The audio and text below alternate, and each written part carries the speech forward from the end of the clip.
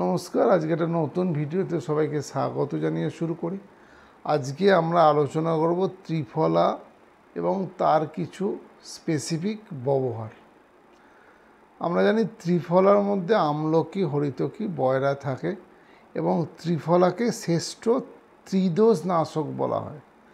তার কারণ এর মধ্যে যে আমলকি থাকে সেটা পিত্তদোষ নাশক, যে হরিতকি থাকে সেটা বায়ুনাশক এবং যে বয়রা থাকে সেই বয়রা হচ্ছে কফনাশক হিসাবে ইউজ হয়।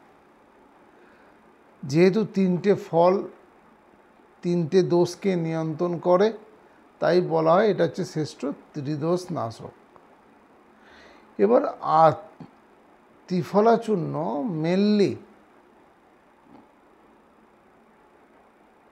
চক্ষু রোগের ক্ষেত্রে এবং জিআই ট্র্যাকে বা গ্যাস্ট্রোইন্টেস্টিনাল ট্র্যাকের মধ্যে মলের বিবন্ধতা বা কোষ্ঠকাঠিন্য এবং ড্রাই আই এই তিনটের ক্ষেত্রে রসায়ন হিসাবে ইউজ করা হয়। চক্ষু রোগের ক্ষেত্রে সাধারণত ত্রিফলা চূর্ণ ঘৃত এবং মধু এর সঙ্গে মিশিয়ে রাত্রে খাওয়া দাওয়ার পরে দেয়া হয়। এটা চক্ষু রোগের ছাড়াও সাধারণত আমাদের যে কোলেস্টেরল শরীরে থাকে সেই কোলেস্টেরলের প্রিভেনশন হিসাবে কাজ করে, ফলে স্ট্রোক রোগের যাতে স্ট্রোক না হয় তার জন্যও কিন্তু ঘৃত, মধু এবং ত্রিফলা চূর্ণ যদি খাওয়া যায় তাহলে শরীরের লিপিড প্রোফাইলের পরিমাণটা কমিয়ে আমাদের ব্রেন স্ট্রোক বা হার্টের যে স্ট্রোক হয় সেই স্ট্রোকের পরিমাণটা কমায়। এছাড়াও আমাদের যে ক্যাটারাক্ট, যাকে আয়ুর্বেদিক ভাষায় তিমির রোগ বলে, সেই বিভিন্ন তিমির রোগের ক্ষেত্রেও কিন্তু ত্রিফলা চূর্ণ ইউজ করা হয়।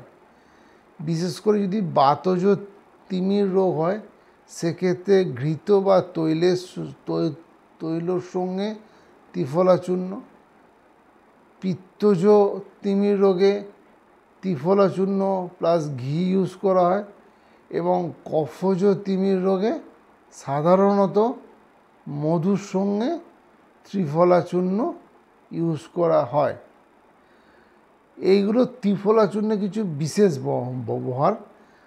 আমাদের এই ভিডিওটা মেন উদ্দেশ্য ছিল যে আপনাদের অ্যাওয়ার করা যে ত্রিফলা চূর্ণ শুধু কনস্টিপেশনের কাজই নয়, কনস্টিপেশন ছাড়াও এটা বিভিন্ন রোগের ক্ষেত্রে ইউজ করা হয়। এবার থেরাপির ক্ষেত্রে, উদ্বর্তনমের ক্ষেত্রেও কিন্তু ত্রিফলা চূর্ণ ইউজ করা হয়।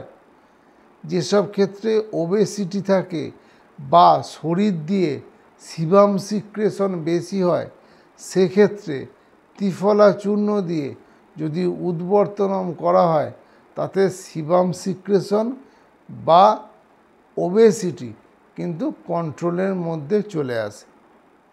আশা করি ভিডিওটা আপনাদের ইনফরমেটিভ বলে মনে হবে।